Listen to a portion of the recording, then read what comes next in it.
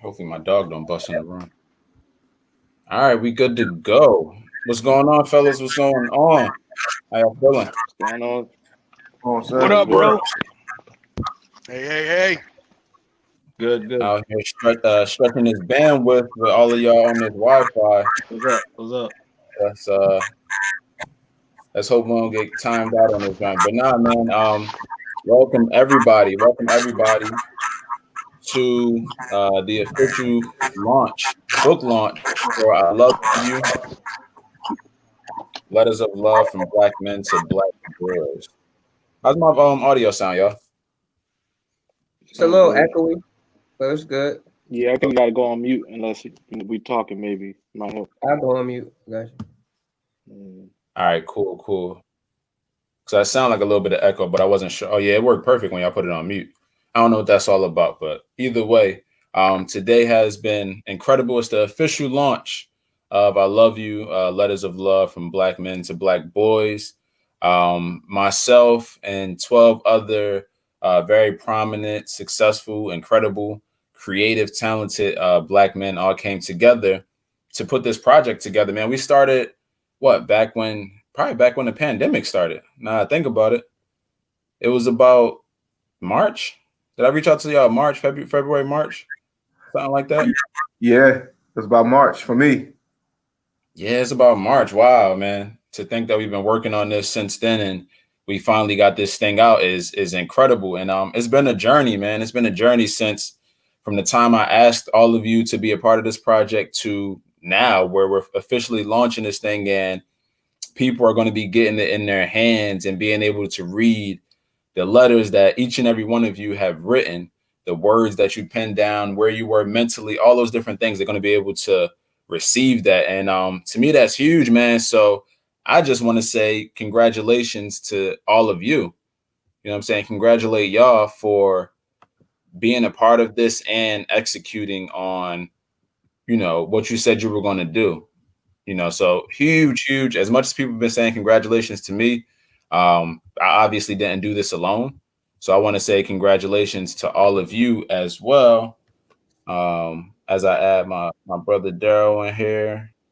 Who else we got? Boom. All right, I think that's everybody. Might be missing somebody, but yeah, I was able to get some of the guys on here tonight for the live stream, everyone, and I'm going to get a few more.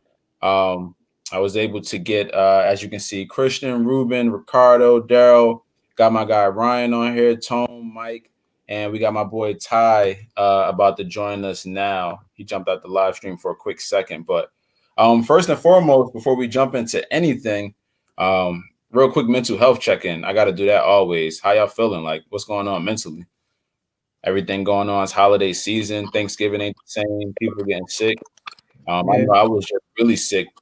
Just probably last week. I was out of it, bro. Had to go to the emergency room and everything. So, how's everybody doing mentally before we do anything else? I'm doing good, bro. Thanks for asking. I've been blessed, just to survive through this time, man. We had a football season. We were able to get through that without any of our young boys getting anything. So mentally, I'm good, man. I feel a different. I feel a difference in where the world is going right now. I'm feeling good about that, and I feel healthy. I'm ready. I'm good, man. I'm good. Thanks for asking, bro. Yeah, for sure. What about everybody else? Likewise, I can agree with Mike. Just persevering. That's what's up. How the rest of y'all feeling? Yeah, I'm feeling good. Just right now we're back working, school, virtual learning with the kids. So just taking it one day at a time. I feel like I'm in a good place right now. Can't wait till winter break though. That's for sure. Facts. I definitely understand that now. Doing a lot better since last time we talked. Go ahead. Oh yeah, I'm just saying that I'm doing a lot better. Work is good, man. Just enjoying this good weather. Thanksgiving was definitely different than what it usually is, but it was all for the better, bro. I can't complain at all. That's what's up. That's what's up.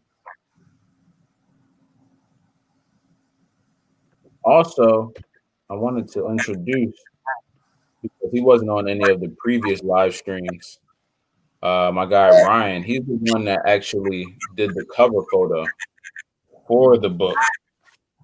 So that's his artwork. Nice. Yeah, that's his artwork on the book, the cover, in the book, and also with the very exclusive. I'm not gonna show y'all now the bookmarks that we have, and there's more being made now, being set up. So we have a series of bookmarks. I probably can't see them, but so there's a series of bookmarks with different faces on them, special laminated. Nice. Got one with tone on it.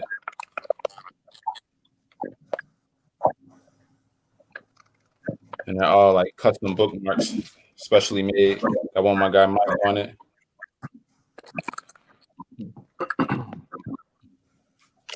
So these are actually coming with all of the pre-orders that we made. These exclusive bookmarks, which are laminated. They're very durable, and they fire. When y'all see them in person, it's much better than the way I'm showing you now. But it's much better, much better. But anyway, let's just jump right into it real quick. Let's start discussing these letters, man. You know, and anybody can start anywhere. I know for me, when I was writing my letters and putting the things out that I wanted to put out, for me, I was writing to the younger version of myself and the things I feel like I was missing. And I was pretty much sharing experiences and love, because I had suffered from different insecurities. For me, it was a lack of acceptance. So in my letters, you can sense that, like I'm really addressing that. So we'll just start. I'm muting myself for the audio reasons. I'll start. We can go ahead and start with Christian though. Like, where were you mentally when you wrote your letters? Who were you writing to? What were you looking to achieve? Mm-hmm. Well, first and foremost, let me just say thank you for including me amongst these good brothers here, sharing some words. And the cool part about it is that everybody that you've included, I have my own friendship, brotherhood encounter with in multiple different diverse levels. So I can only imagine what the finished product is going to look like. So really thank you for that opportunity. I think for me, I was talking to my fifth grade self. Specifically, I think you even said, maybe if you could talk a little bit older, but for some reason I was really captured with my fifth grade self. I think that's where I really developed who I was or what I established in my leadership. I knew I had, soft skills. I knew I had what do they call them? Oh my goodness, I can't think of word, but I had the raw talent to do some things in leadership. But what I really wanted to get across in my letters was simply, listen, be comfortable with being uncomfortable as a leader. One of the things that I think I wish I would have known growing up was that uncomfortable feeling that you feel by being different, by being someone who people look to in a different way, is all part of the process. And sometimes kids that age, they try to run from that uncomfortable feeling, but don't know that's really the shaping of who they are personally, that they're not being cut from the same cloth as somebody else. And so in my letter, I was talking to my fifth grade self, and I was telling him, listen, do not be alarmed by that uncomfortable feeling that you're different, that you're unique. It's all going to make sense by the time you get to high school and college, when people start depending on you for very unique, different things that only you can do. But if I would have ignored that feeling, that process, I wouldn't be able to be in the seat that I'm in today. So it was really therapeutic almost. It was really therapeutic for me. I was writing a letter for you, but I was like, wow, I probably wish I should have probably said this a little bit early in my own life. But nonetheless, it was just really cool just to kind of get those thoughts. And, going back, I didn't grow any, more. I'm still the same height as I am in fifth grade. So, I still had to say, it was like looking in the mirror the same just 10, 15 years ago. But still, I was talking to my fifth grade self, and it was just really cool. That's what's up.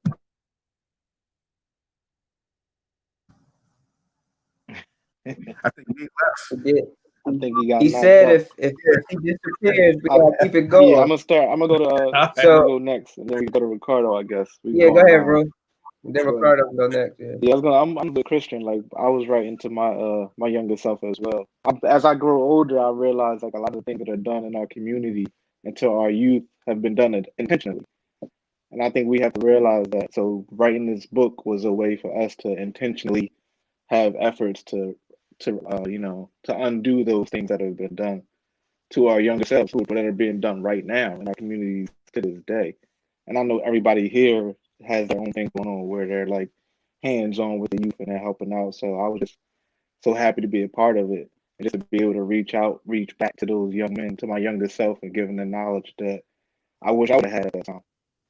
So that's why my whole Right. purpose of writing the book was to just reach back and just get knowledge to that younger man that needs to hear. Like Christian said, let them know like it's okay to be uncomfortable. It's okay to not go with the flow if it means you staying on your track. Everybody has their own race to run. We just got to do it. So yeah, we just have to be more intentional on undoing those negative deeds that have been done in our community. So that was my whole purpose of my letter. And thanks for the opportunity as well, Nate.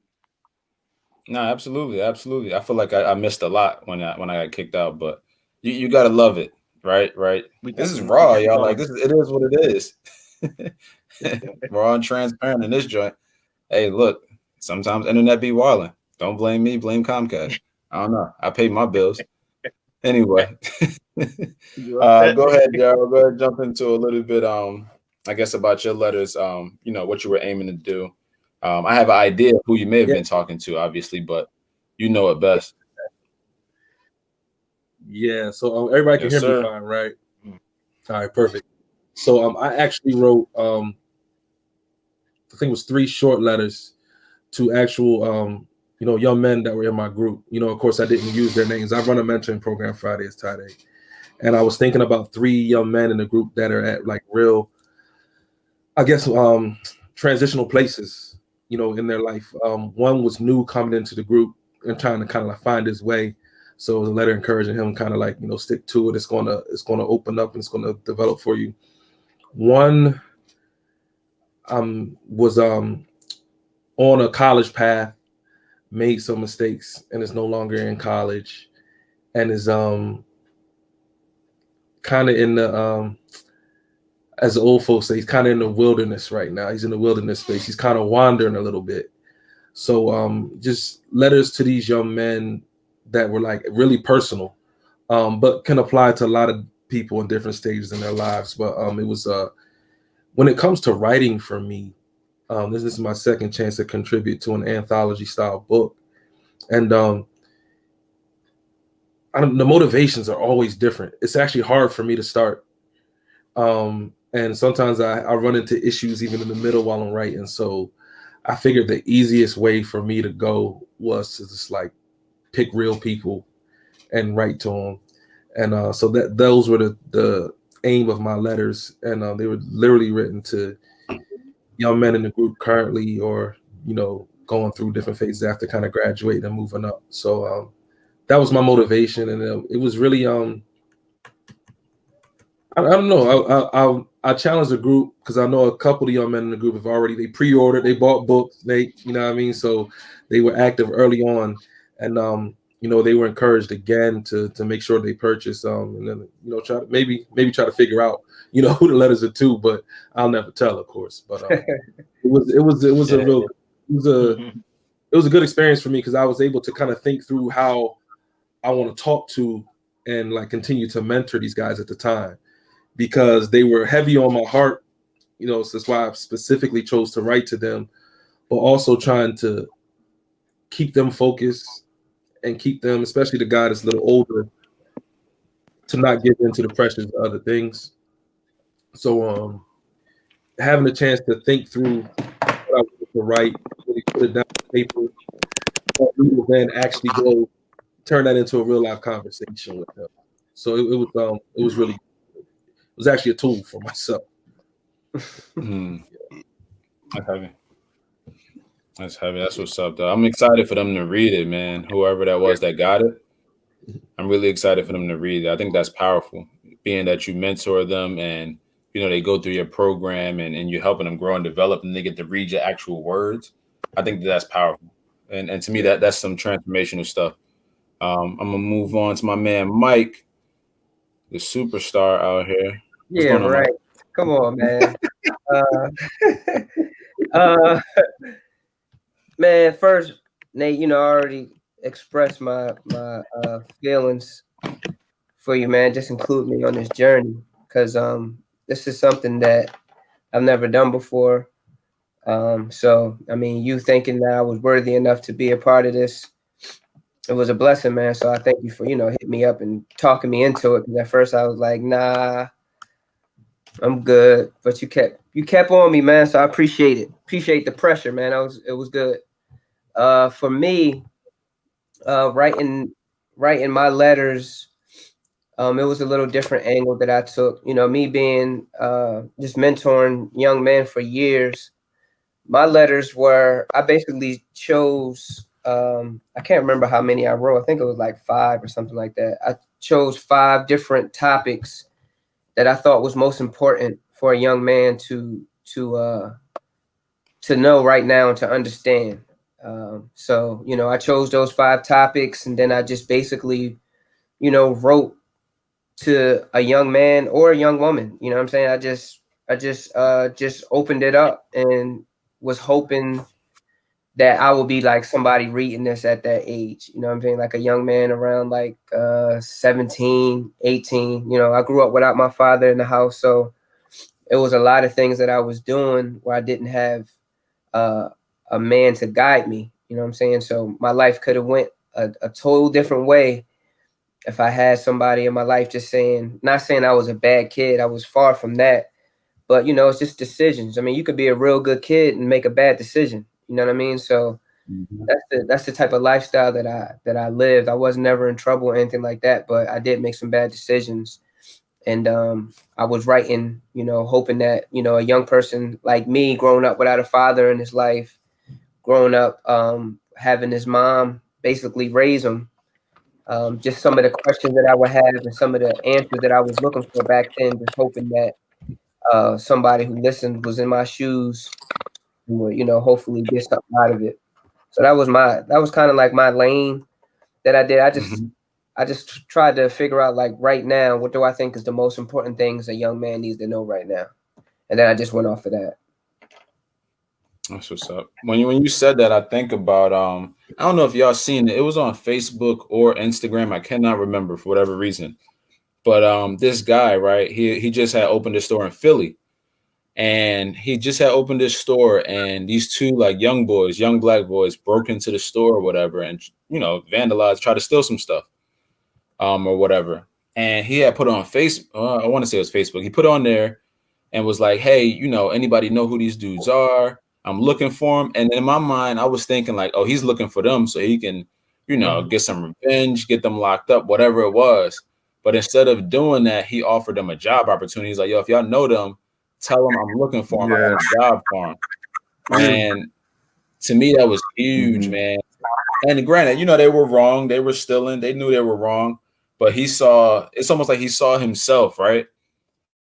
He saw himself in the sense of like, yo, I was going down that same path they going down. I got 2 choices.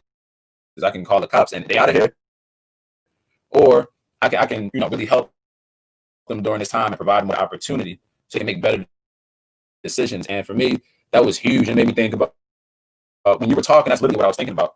And it's like, man, that's what love looks like in action form. Because it's like, you can't, I don't know, that's tough to say. I just opened a store, in the city or something. Some young boys, they still on. If I got the camera, I see them. That takes another level of maturity to be like, y'all want to offer y'all a job because y'all out here wilding, y'all about to get yourself caught up. And that's the level I would love to get to. I'm striving to get to, where I can have that kind of grace for, my young black boys that's out here wilding out, for whatever reason. You know what I'm saying? Where I can offer them that love anyway, even when they do something reckless and it, mess up my store or something like that. So I don't know why I was thinking about that when you said that, man. I was like, man, that's powerful to just offer that for those that don't have it. You know what I'm saying? So they don't become a statistic. It's like, let me catch you right now because you're smart, you're intelligent, you're charismatic, but you're doing some stuff right now. It's about to get you jammed up. And instead of letting you do that, I'm going to offer you this opportunity. So, man, I can't wait till people read this book and read the stuff y'all putting in this joint. But I'm gonna keep going because I can keep going all night, and I don't want to hold y'all all night. Go ahead, Ricardo. Go ahead into, what was your mindset when writing your letters? Well, first and foremost, Nate, I love you. I love the brothers that are on this stream. I love black boys. I love black men, and I appreciate everything that you've done to put this book out. Can you guys hear me clearly? Yes, sir. Awesome. Thank you. So when I wrote the letters that I wrote, I was talking to some of my students from the past. I was an educator for 10 years. I'm retired now. I was talking to my sons. I have 5 boys God's blessed me with. And I'm talking to future generations of young men that I hope to mentor myself, either directly or indirectly, and just in general around the world. And what I was thinking about as I was writing the letters that I wrote was how uncomfortable some of my students, some of my black boys that I taught in school would feel when I told them that I loved them. I mean, very uncomfortable. Like you can cut it with a knife, how tense it got into the room when I said to a young lady or a young man, I love you. So I like when you came up with the idea of doing this book and offered me an opportunity to write in it, that's who I was thinking of, speaking to show them that they are loved, that people do care for them, that black men do care for them and love them. And no matter what they do in their lives, no matter how many mistakes they make, there will always be someone there to love on them, to appreciate them, to mentor them and help them grow to be the best men that they can be. Thank you. I appreciate that, man. I really do. Do I still sound choppy, yo? Yeah, no. A little bit. Crazy. We can hear you. Comcast, bro. Like, what's really good? Like, bro, y'all don't got a problem taking my money, but I got a problem with giving me the connection, giving me the juice. Like, what's like? I don't know, man. That's a whole nother conversation. We can go downhill. But while I'm choppy, I'm going to let my brother Ty go ahead and dive a little bit into his thought process. Can you hear me? We can hear you. Can you hear me? Mm-hmm. Can Ty hear us? Oh, he can't hear us. Oh, you can't hear. But we can hear him. I can't hear him. Did he say anything? He did say something. Having a little technical difficulties, everybody. So excuse us as we fix those technical difficulties. All right, well, while Ty's fixing his sound, because I don't think he can hear us, I'm gonna let Ryan. So Ryan has a different role than everybody else because he was the one, and if you were there that day, he was the one capturing the photos for the book, and just everything. I brought the idea to him, and he ran with that thing. It's like he can literally see what my thoughts were when I brought the idea to him. He's like, "Yup, got it, boom." And he made a masterpiece. He took a bunch of photos. So Ryan, what I want you to do is, tell us a little bit of your thought process, I guess, behind this photo shoot. What were you trying to capture? Because prior to this photo shoot for the book, you were taking photos after the murder of George Floyd. Like you were at all the protests and everything. Yeah, and really capturing a lot of those moments. And it was heavy. Yeah, it was heavy. So when I brought you this idea, I guess what was your mindset? Because I just kind of let you, just run free. Yeah, I think at that time it was like the height of protests in all the cities surrounding major cities. And I got out and attended some protests. And I remember you explaining to me your purpose of the book. And I thought it was like a powerful message that needed to be put out. And at that time, it was like, how do you get a message across? Everybody's protesting right now. So it was like that's the way, you know, to get your powerful message out there, for people to see it. It just reminded me of, you know, made me think of a protest. So I figured that we would reenact a protest or a march, and on all the signs being carried by the men in the march would be the message to Black boys. And during that shoot, like, I mean, my intentions were to capture the passion, the emotion, to capture the moment, and reenacting a march. And I think everyone there participated and did great. Even the image that is the cover, I think as soon as I took it, I knew. I think I remember saying to Nate, like, yo, there's this dope shot of left. Yeah. It was perfect. Like, you know, sometimes when you click in the camera, like, not every picture is the shot, but that I immediately knew right after I took it. And I think it all came together. I mean, even the rawness of the headshots we took at the end, those are like just raw in the middle of the street, Black men, you know, and it's like I'm still standing, you know, I'm in, this is my neighborhood, my block, like I'm here, I made it, and I got a message for you. I think it was also powerful that we went back to your roots, Nate. You know, we went on the street you grew up on, in front of the house you grew up in, and it just brought everything full circle. Those were, you know, emotions that I captured. I felt like everybody got into it and felt it. It wasn't, you know, like faked or choreographed or anything like that. Everything was raw, and I think that's what got the most powerful shots. So again, thank you, Nate, for allowing me to be a part of this, and thinking of me when it came to sharing your ideas. So like, I really appreciate it.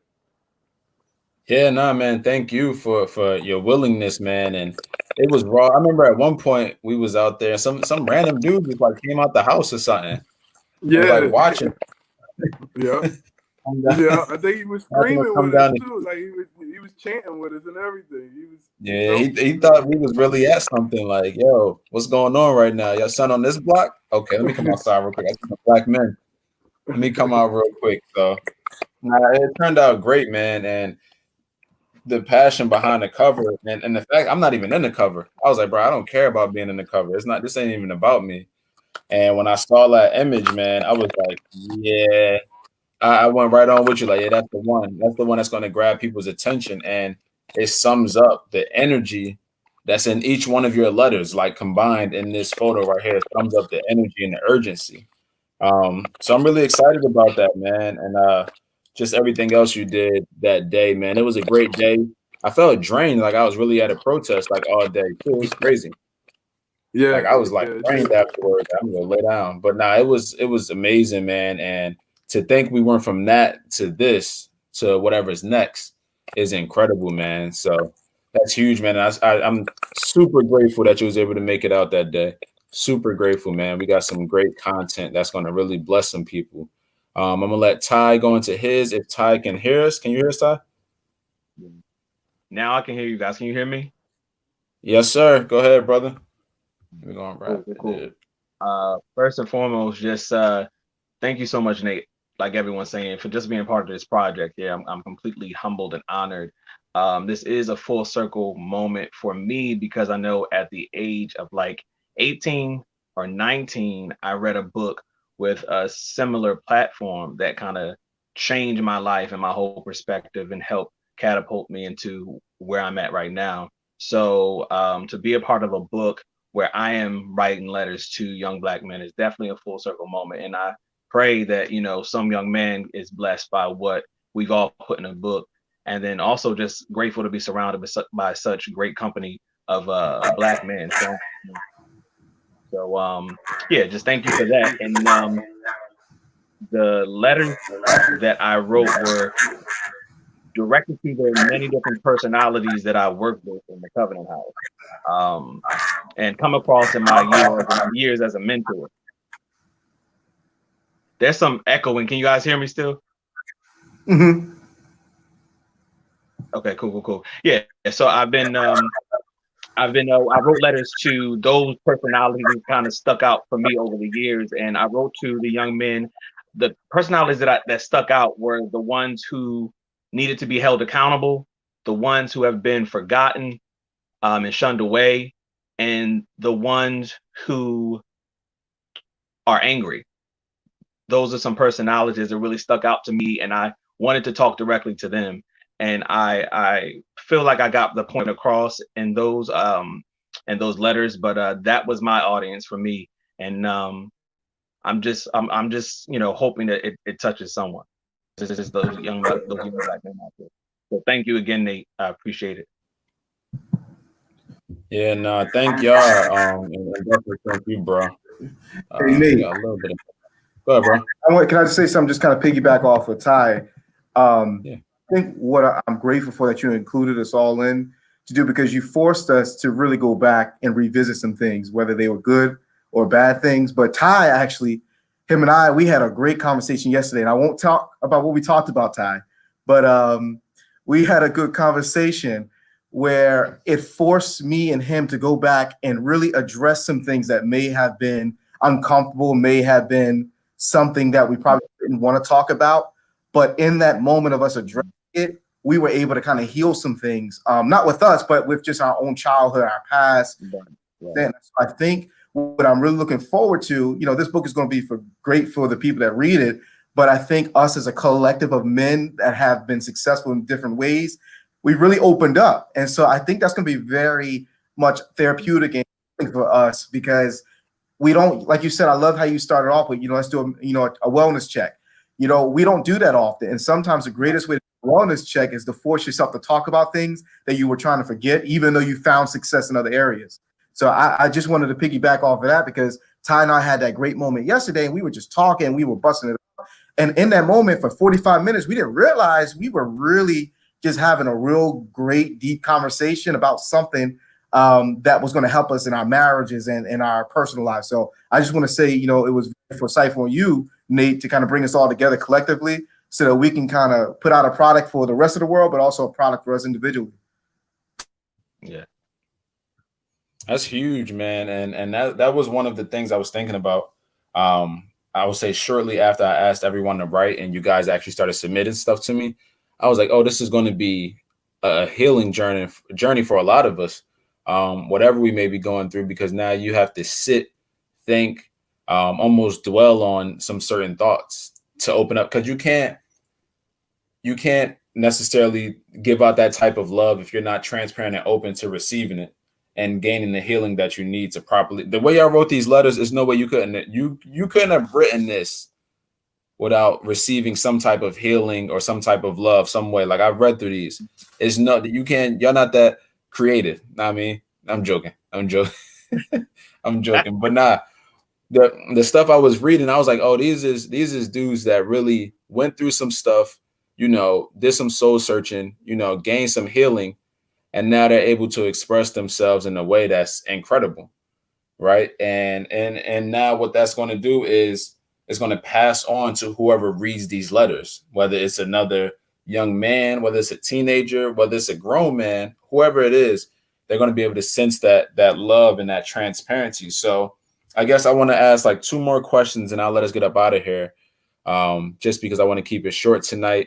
But when did you really accept love? Because, my whole concept is I love you and I want to normalize these things. Can you remember that time or around that time frame when you were like finally transparent and open to love? I know when it was for me, right? For me, it was, it was just recent, to be honest. It was honestly before the book came out. It was my birthday last year. My dad threw me a surprise party. My dad never threw me a party, not that I can remember, but he threw me a surprise 30th birthday party. And he really surprised me, man. It was that's how much I wasn't used to receiving that kind of love that I was that surprised by the party. Like OD for no reason. And it was one of those things where he really caught me off guard. I had my fiance involved, Les was involved, all types of stuff. Ryan was there, and he threw me this party, and it was insane. Like, he was crying and he was expressing his love to me the whole night. He hugging me, talking to me, all these different things. And I'm just like, man, I'm finally allowing myself to receive what he's probably been wanting to give me for so long, just didn't know how to. You know what I'm saying? Because he didn't necessarily receive the love he was looking for from my pop-up. So when he finally got to a place where he felt healed, he was able to go ahead and then give me that love that he's always wanted to give. He just didn't know how to.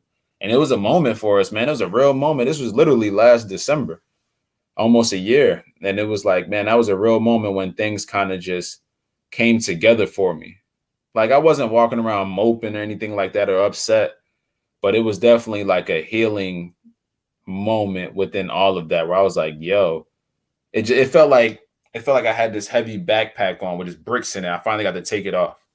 And it was just a freeing moment. And that allowed me to be in the space to share that love on a whole nother level.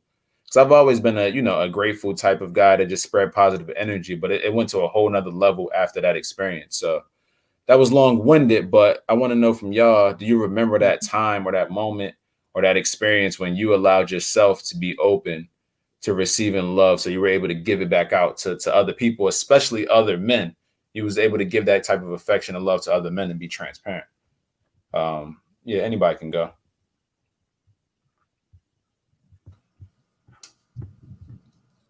It's quiet. I'll go, Dave. Mine is a little different because I was always a loving person.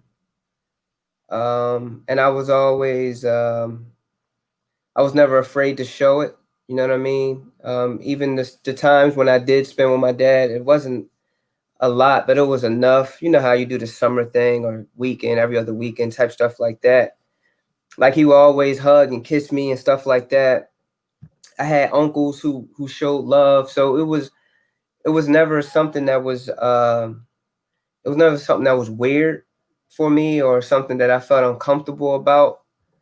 It was just me on the flip side, knowing that I didn't know if I can share that with just anyone from the other people taking it from me, if y'all can understand what I'm saying. Because me being such a loving person, like my mentees will tell you, like, I tell them I love them all the time. And sometimes they think it's a joke or whatever because how much I say it, but it's just how I've always been. So mine is kind of like a flip from yours, you know what I mean? But I think it's always good that we all have different avenues of how this is working. But yeah, I was always a loving dude. Still am. I get mad, emotional all the time, movies and all that kind of stuff. So, you know, I've never been afraid to share my emotions. And I think that's a pretty good thing because, you know, just me being able to mentor young men to, you know, be able to say I love you and feel comfortable. But I do understand where you're coming from, Nate, that a lot of young men don't feel comfortable saying it. A lot of young men never had anyone say it to them before. And a lot of young men have never said it to anyone. So it's definitely a tough situation. And, you know, with brothers like us, you know, Ricardo, like every time, you know, I hang with Ricardo, we always tell each other we love each other all the time. And same thing with Daryl, you know, and Nate. You know, since we've been starting to hang out, and Christian, we've been hanging out more. Ruben, you've been part of MAC, so you already know how lovey-dovey I am in that joint. So, but it's just that we in a good group right here, where, you know, this love is coming out of all of us, and we're all in special avenues in our lives right now. We're all like in our prime, you know what I'm saying? Like, we're in our prime of our life right now, doing amazing things. So for us to be so comfortable with sharing love right now is very, it's probably one of the best weapons that we have when it comes to what we're doing in our lives. Yeah, I would say I'm with you, Nate, when it came to love from men, it was more difficult. Like being raised by a single mother, it was like I always received that love from women's aunts, like aunts, grandma, mom. It was no issue, sisters. But when it came to other men, it was more difficult. I was more guarded. I had my guard up a little bit because growing up in the city, that's your self defense mode. So you got to be tough. So it became, I would say, it would be 5 years ago when I reconnected with Ricardo and my close friends, where that love began to show because we saw it through our actions and deeds. It wasn't just lip service. It was like these guys really love me because they're donating their time, they're giving their efforts, they're checking in on me when I got nothing to give them. It's just what's going on, how's everything going, and then being a part of this project definitely opened it up. So I would say I was more recent as well, but like 5 years ago or so. But showing love to women and getting love from a mother, that was always easy. But getting it from men was a little difficult. But I'm definitely more open to it now. It's interesting, right? For me, I've always been loved. I come from a loving family. My wife loves me. At least that's what she says. She loves me.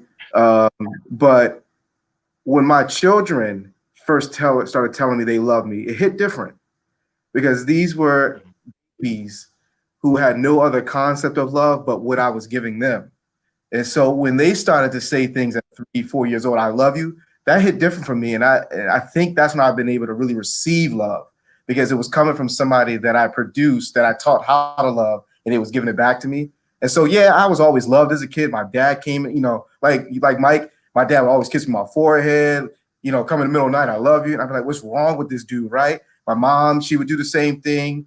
But then when your kids come back and say they love you, and you're like, wait, how do you even understand love? But it's because I'm giving it to them. So I think that really hit me a little differently. And I think that's when I started to really understand what love is. Yeah. For me, can you guys hear me? Hopefully you can. Okay. Good. All right. For me, it was a little different. Sometimes we let like our stories or our foundation dictate whether we're worthy of love or not. And I know for me, that was a struggle because you feel like because whatever your parental foundation is, whatever mistakes you made or whatever the case may be, you kind of push away acceptance and push away love. So it wasn't really until I found the value in my story through my faith that I began to receive the love that God had for me through people, through mentors, through brothers like yourselves, different things like that. It really wasn't until I realized that my story was not my own. It was for someone else, and therefore it had value in it, that I really started to be open to love. And to be honest, that was in the last few years. You know what I mean? And it's a daily process for myself. I was always a loving person. I love everybody, you know what I mean? But it was more so accepting it and really believing that I was worthy of it. That has always been a struggle. And I think, the more I get grounded in who God called me to be, is the easier it becomes for me to receive love. So that was my story on accepting love. So for me, it's more about I've always received love. It was more about the expression, how I expressed it, and the intentionality of it. And something that I came to a realization of a few years back, which is one of my strengths, but it's also a crutch. Like I do a good job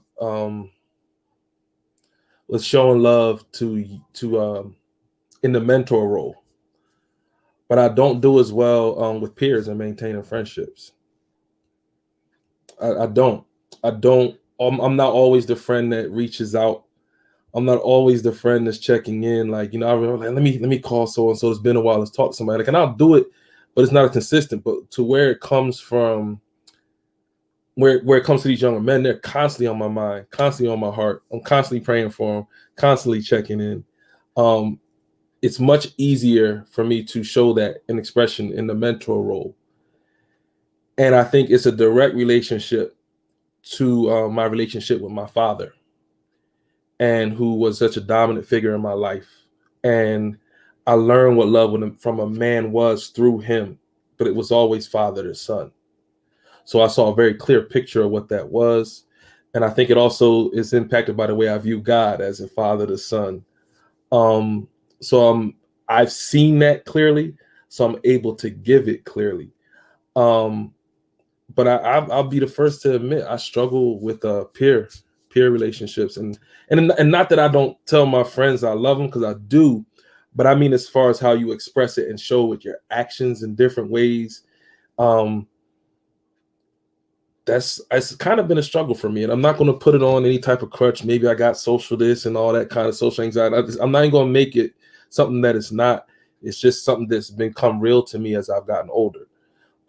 So again, I'm strong when it comes to mentoring in that space, but I have very few and a very close circle of friends, and even those guys will tell you they'll go weeks from here without hearing from me. Sometimes maybe months. I don't know, but that's just a honest, transparent moment. I don't know if I shared that with too many people before, so the world can know You got now. the exclusive. You know what's interesting? I'm the opposite, bro. I'm great with like peer relationships. It's like I'm good with checking in, all that stuff. It's for me, it was the father relationship that I struggled with for whatever reason. And just the way you was like, it was the way you view like God. It was the same thing with me. It was like the way I view God was the reason I struggled with the father relationship. So to me, it's no coincidence that I got baptized the week before they threw that surprise party for me. It's no coincidence like whatsoever. Wow. Yeah, it's no coincidence, Because bro. you were able to see yourself as God saw Yeah, you it was no as a coincidence, son. bro. Wow. You were able to receive something from your Yeah, father. That's amazing. I never even thought of that, bro. That's crazy. Because the peer relationships, I have no problem with that. I'm good with, I mean, I check in, all the time, but I'm pretty good with my peer relationships. I'm pretty solid, loving guy. Pretty reliable. But the father relationship was where I struggled, bro. And to think that, man, you just freed me up, man. Just thinking about like, man, I literally got baptized. I want to say 5 days before they threw that surprise party, and everything else kind of like freed itself. It's just wow, man. God's interesting, man. The way He set things up and aligned things. But yeah, that's huge, man. Thank you for sharing that, because that just made me realize some stuff that I wasn't even thinking about. I never even put two and two together until you just said that. There's a real clear passage in the Word where Jesus is speaking to the disciples, and He says, well, who do men say that I am? And they give all these different. Some say, and He specifically talks to Peter. He says, well, who do you say that I am? And Peter says, you are the Christ, and makes that confession of who Christ is to him. And at that moment, Christ then imparts on to Peter who his identity is. Upon this rock, I will build my church. So our identity and how we view ourselves is attached to how we view Christ. Mm-hmm. Amen, Deacon. All right. He's on point with that. Deacon Anthony. Nah, he's on point with that. That's me right there. So I almost got up and ran out the room. I was about to.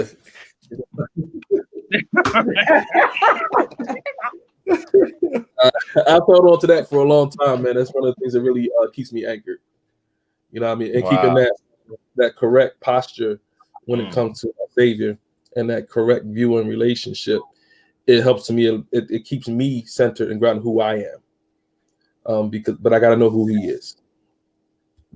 That's huge, man. Y'all was thinking me about being a part of this joint. I'm thinking y'all like, man, y'all don't even understand. This has been super therapeutic for me. So I really appreciate that. I guess Ryan, what about you? When was that moment for you? Where you felt like you can express that back to other fellas or whoever it is when you felt comfortable? You know what I'm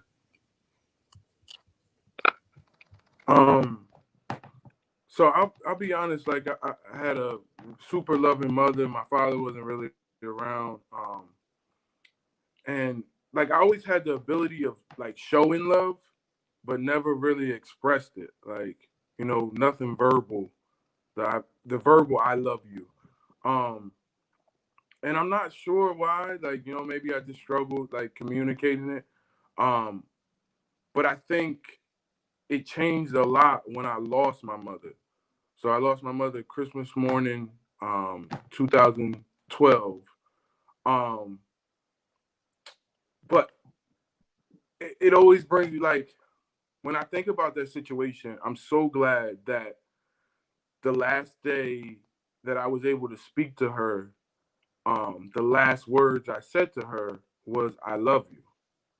And it really stuck with me. You know, I know other people that have lost, you know, family members or parents, and they didn't have that ability to say, like, they didn't have the opportunity to say, "I love you."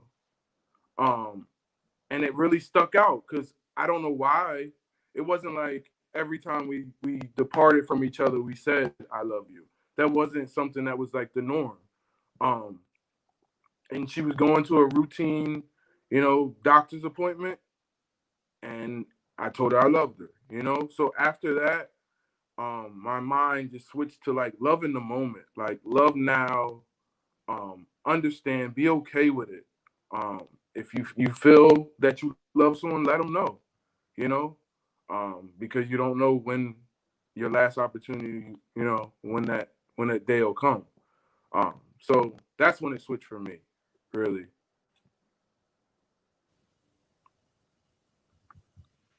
Wow, that was beautiful, man, and that's powerful that you were able to do that because a lot of people don't get that opportunity, and that's why I'm big on gratitude and not taking stuff for granted. Simply because we don't know, right? We don't know when's the last day for somebody. We don't know when's the last day for us. You know, I was listening to a podcast earlier, and they were talking about the paddy wagon, you know, for officers, like what is it? They call it the meat wagon. And can y'all hear me? Just want to make sure. Yeah. All Hmm. right, cool. Yeah, they call it the meat wagon, right? And I was listening to this podcast, and Jamal King, he was talking about this, and he was saying like the meat wagon is essentially them picking up dead bodies and putting it in, you know, the van so they can take it to the coroner, all that stuff. And he said they would have, you know, piles of bodies. He was in Chicago working, and he said something was interesting, right? A lot of the dead bodies that they would pick up, they got to go through their pockets, go through their clothes, and all that stuff. And he said people didn't know they were about to die, right? They had movie tickets in their pocket, money in their pocket. Some of the young guys just had a fresh haircut, all these different things. And it's like, man, you didn't expect to die today. You were on your way to go do something. And, you know, stuff happened. Whatever the case was, you ended up dead. And it's like, man, to know that that can happen to anybody anytime. And it's not to spook anybody, but that's just the reality. It's like, man, I can't take it for granted. I have to tell people I love them now. You know what I'm saying? I have to express that now. I have to, you know, take the chances and the risk now and live life now. I have to. I mean, that's the reason I'm so urgent with things. Like even with this book, I'm like, yeah, I got to do this. I'm wasting time. I could have sat on this for another 2-3 years, just like I get to it when I feel like it. But it's like, yo, somebody may need this to free themselves, and I'm sitting on it. You know what I'm saying? I'm sitting on waiting when I actually have the ability to produce this. I'm taking it for granted. Like I'll be around for another 50, 60 years. Like I don't know. I would pray that I am, but I really don't know. So I need to get this out now. So that's huge, man, that you had that opportunity, man. That's a true blessing because a lot of people don't get that, bro. That's a true blessing right there. A lot of people don't get that. And I know that she's definitely proud of you and what you're doing now and the way you're carrying yourself. So that's a beautiful thing. But to wrap this night up, I do have one last question, and anybody can answer any order. It doesn't matter. But we talked about love a lot. We talked about how we express it, how we received it, when we received it. I want to talk about how do we like normalize this thing now, especially among Black men. Obviously, we started with the book, which is a huge first step. I know for me, I'll go first. The next step for me is to have a conference at some point, hopefully next year, depending on what COVID does. If not, I'll do virtual conference. But I plan on doing that. And I also plan on starting in January, starting a men's healing group. Going to call it Building Men. And we're going to just jump on, you know, maybe twice a month and have some transparent conversations for an hour where we can just talk and express ourselves and have that conversation, because that's a huge part of, I know the healing process for me was just being able to have somebody I can talk to, right? Outside of my therapist and anything like that. But I was able to have conversations with other men who were going through some things, and they were able to relate to me. And to me, that was healing, along with my other self-care practices. And like I said, therapy and the gym or whatever else I'm doing, that was huge for me. So for me, I want to start that coming this January, making that announcement now. Coming this January, we will have that up and running. It's going to be called Building Men. We may start virtually depending on what COVID is doing. But I'm excited to do that. And like I said, it'd probably be a monthly or a bi-weekly call where we just jump on for an hour or so and just talk, man. We really need to do that, especially because we be cooped up in the house. You know what I'm saying? For months at a time now. I don't know what's going on. Numbers going up. It's crazy out here, but I want to start that because I believe that's going to be the beginning of the healing process for a lot of people, especially Black men. We need it. We really need it. So I'm asking that question to y'all. How do we begin to normalize love in a very real way? I would say we have to amplify the things that are already in existence, like Friday is Friday with Daryl, Mac with Mike. I forget Christian's leadership group. I have junior high. We just have to amplify and support these groups that are already in existence, and then help young men build more, like the ones that people that might want to have a mentor program come up and just support those groups. And we just have to normalize, like you said, Mike's, I think is even bigger than Mac, is the More Fathers, More Sons. Like me and my son got to partake one weekend, and it was great. Like we spoke more in that one session, like to each other on the way there and the way back, than we had like in years. It was crazy. He's a teenager now, so he's at that stage where it's like, yeah, good. So I'm trying to get to that point where we normalize it with them. But yeah, it starts with us, like you said. So those groups that you guys are putting on, like I can't wait to be a part of your group. I can't wait to get back out with Mike with the More Fathers, More Sons, and just link up like that, because that's where it starts. We got to build a coalition. One of the things I sent out a call to action to the boys in the book. I said, find us. I said, we're here, we're growing every day. And those are the things that we need to normalize this thing, because it's huge. The problems that we face in our community are way too big for any one of us to solve on our own. We got to link up and do it together. So I love you guys, and I'm proud to be a part of this project, and I can't wait to see what we do next as a collective and as individuals. Like that. Appreciate that. Hey Nate, I think this thing, like you already said it. This is bigger than the book, right? And I'm thinking about the relationships that have been built from the men on this platform, and the things that we're going to do together to help others. I think that's the thing that's amazing at this point. Like I know that, and I think you said this, Nate, before. You might have said this on another live stream or something, but you were saying something like how this project, yeah, it's a book and we're writing and for these young boys, but it's a deeper purpose. It's a bigger purpose. You know what I'm saying? And part of that purpose, I believe, is for more men to get together in this area and really do something. You know what I'm saying? And I really do think that we are doing that. And I think it's cool, man. Like I think I've linked up with almost everybody on here. I know I got to link up with Ty. I still got to get one of his paintings, man. And I definitely am. I'm a man of my word. But everybody on this platform I've linked up with and done something.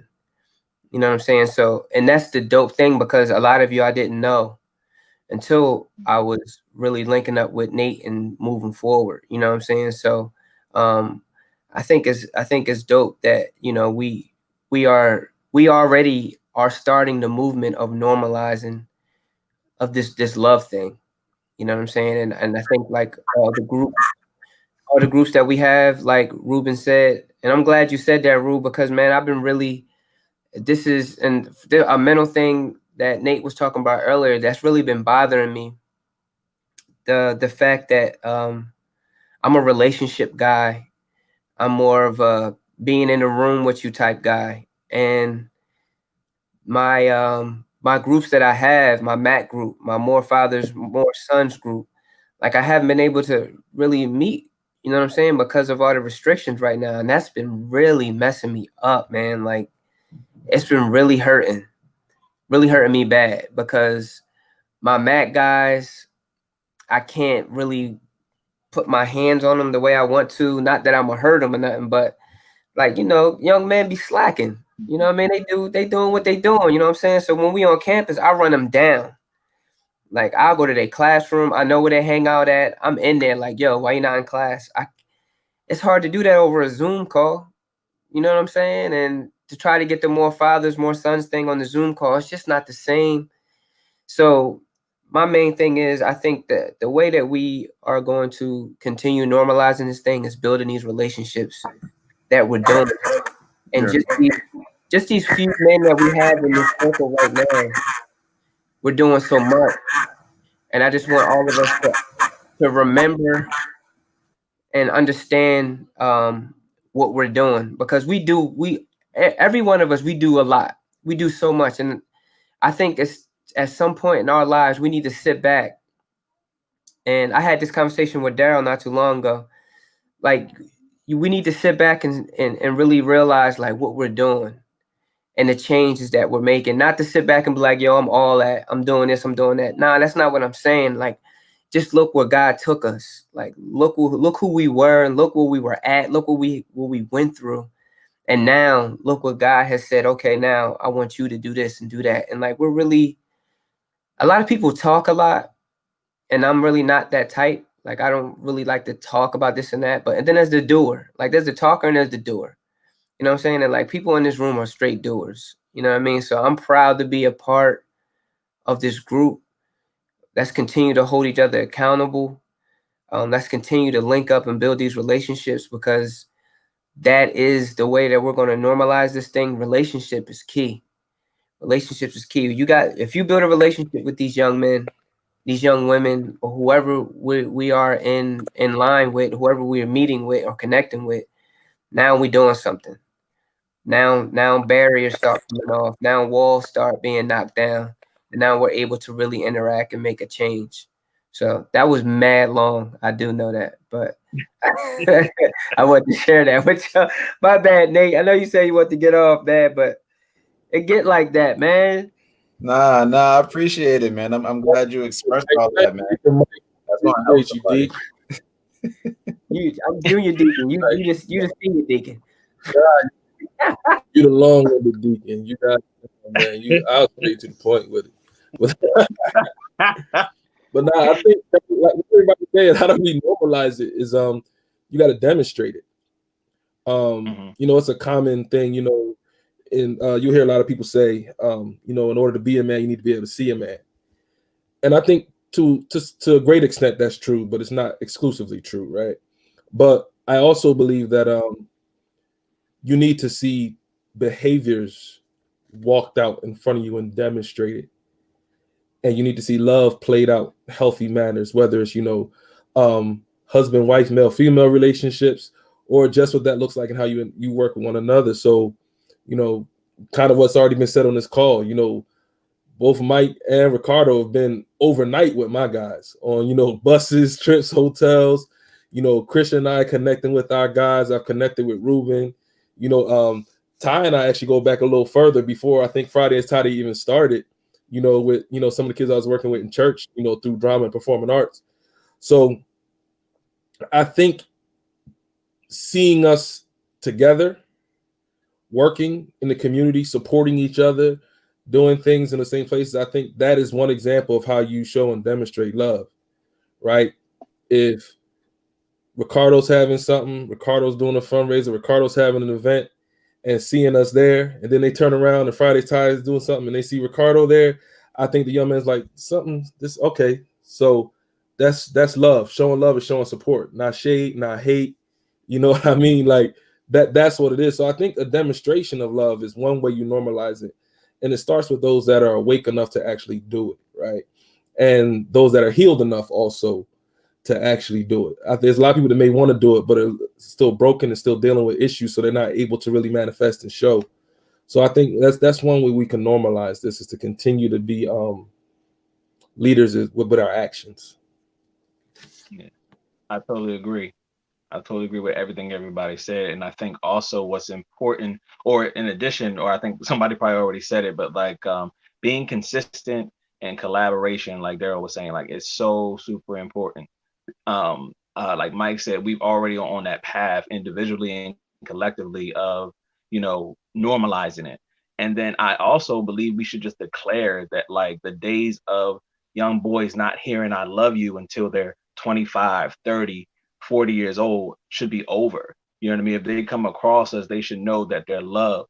You know what I mean? If they never had a father, they should know that they're loved. That should be our goal. You know what I mean? To make sure we build those and foster those trust relationships with these young men, to whereas we can get that opportunity to be vulnerable with them, and they can be vulnerable with us, and we can let them know that they're loved, because the world is getting darker and darker. You know what I mean? But we can be those lights for them. So that's how I believe we can keep this going, is just being consistent and collaborating and supporting one another, and then just doing the obvious and letting these young men know that they're loved constantly. Yeah, same thing. I think what we could do, everybody pretty much said it, but I think also we have to also know what we are all individually good at. Like, what is our skill set? What is our talent area, right? And I think I can speak for what Daryl, Mike, and Ty. In the past 4 months, the greatest form of love is when you do something for somebody that you never met before with the same genuine nature, if you didn't know that person, right? In the past 4 months, Daryl, Mike, Ty have been sending me people that needed work, needed opportunities, needed, career paths, and without second guessing it, went right to work and made it happen, right? And I think it's not just the collaborations, but it's putting what you're good at into use and making sure it's strategic, so that it's not just, we're coming together and we show love and we all love each other, but what I'm good at needs to be what you need me to be good at. And then kind of vice versa, Ricardo has been a big brother to me in some personal things in the past couple months, and he's really guided me on something strategic. So I think like what we have to do to really formalize love is really show strategically all of our gifts and talents in strategic ways, so that when people see it, they're like, all right, cool. I know I'm going to get this strategically from that person, from that person, from that person. So, I'm all about, how do we align what we're good at to create a common reoccurring theme that formalizes love.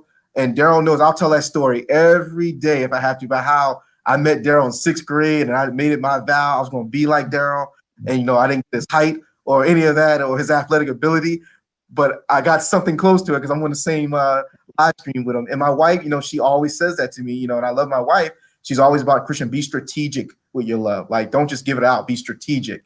It's way more powerful when somebody you don't even know can say, yeah, wow, that man showed me mad love and he don't even know me. I treated him just like he was my own brother. So I think that's how we really formalize it, where there's no expectation of how long do I have to know you before you give me your love, but when I come in contact with you, it is what it is, So that's my piece. Spoken like a true talent acquisition manager. You identify your skills. Let me see your resumes. I need to make sure y'all good. Right. Yeah, he be plugging people in, bro. He be plugging people in, but that's huge. It's like, I love you enough to connect you with somebody that's going to help you, better yourself, your family, your future. So that goes far beyond just saying it. It's like when my actions show it, that goes far beyond it. And that's the point where I'm at now. It's like my actions have to reflect this thing. Now, I can say it all day. I don't have a problem saying it no more. But now my actions and everything I do, and the blessing is in the position that I'm in now at the Boys and Girls Club, I get to show that every day through action on how I'm going to display that. So I get to go into the building every day through my actions, no matter what it is, no matter what the scenario is. I can show what that love looks like and walk it out. So we hit on quite a few points, man. And I just want to say thank you to all you fellas, man, and just appreciate y'all, one, for taking the time out your evening. We all got lives, families, we doing our thing. But, just for y'all taking the time out to put your blood, sweat, and tears into these letters, is huge, man. As I hold it now, your words, and to think, man, I have one person who bought books for a nephew that's in prison, and he's been waiting to get this book for a few months now. And to think that I'm sending one of these off, sending one of these joints off to him. Yeah, sending one of these off to him. And he's looking forward to reading these letters and really gaining that insight and that love and that affection that he may have been missing. And the beauty in that, and I was telling y'all this before we jumped on the live stream, I left 10, I believe it's 10 blank pages at the end of the book. 10 just blank pages for whoever receives this book to write their own letters, to write what's on their heart, to write their own experiences, and to write, maybe letters to their future selves or their younger selves, but to get that expression out after they read this book, which I think is going to be huge. It's going to be therapeutic for a lot of people. And this is just the beginning, man. This is just the beginning. I have some other projects lined up for this. Obviously, I'm going to make one for young girls and women as well. So be on the lookout for that. Obviously, we're talking about the conferences, and it's going to be a lot more collaborations with myself and the other men, that are on this live stream, man. Just doing some incredible things. And I champion all of you because of the things you're doing and because it comes from the heart. I can sense like people that are fake, and I don't get that vibe from any of you. You genuinely care about people. You genuinely care about young men. You genuinely care about helping them and giving them resources. And your actions show it. You know what I'm saying? The community knows you guys very well for what you do and how you service people and how you just care. And you're just stand-up men, man. I can go on and on about this. But I just want to say I love you fellas, man. I appreciate y'all joining me tonight, man. And I'm just excited, man. I'm excited for people to actually start receiving these books in the mail, yo. To receive these books. Yo, Mike, I gotta put Mike's hilarious, yo. So Mike saw a tie with the book and said, he wrote in the private chat, say, yo, are you? I paid for mine. I paid for my book today.